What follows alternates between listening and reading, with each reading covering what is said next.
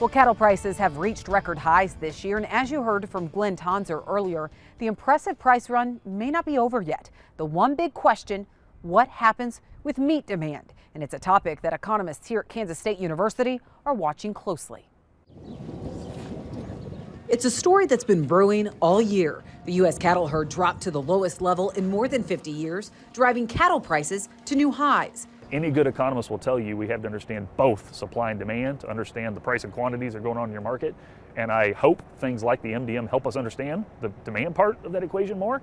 Glenn Tonser authors the monthly Meat Demand Monitor, a deep dive into all things domestic meat demand. Started in February 2020, Tonser says the survey is beef and pork checkoff funded, surveying more than 2,000 consumers from across the country each month. We know a lot less about food service away from home than we do at home, and we're trying to improve that knowledge gap. The survey taps into a wide variety of household incomes, helping K-State economists understand what's at play when they make their purchasing decisions. And today, Tonser says it's clear that tighter budgets are starting to weigh on consumers. The importance of price in what drives what protein you buy has only been higher once since February of 20. So consumers are worried about their finances is the punchline. Each month, the Meat Demand Monitor tracks 12 things, including safety, taste, freshness, and price. Only 17% of U.S. households in our survey for September of 23 said their finances at home are better than last year. So the remainder say the same or worse, and it's a little over a third that say it's actually worse. Tonser says that's forcing some shoppers to change to cheaper cuts of meat or even buy smaller packaging. It's not running people away from meat because they still want to have meat, right? There's still strong demand, but the net affordability is a concern.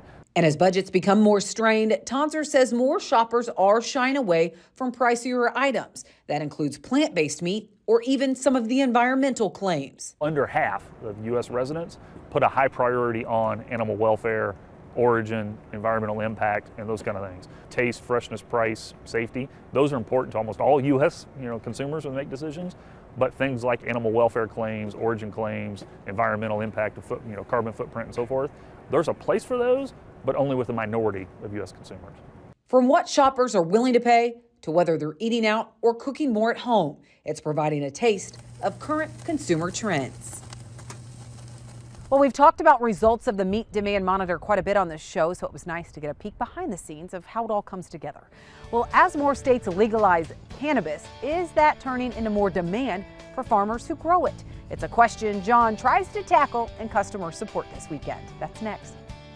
How will cannabis reshape American agriculture?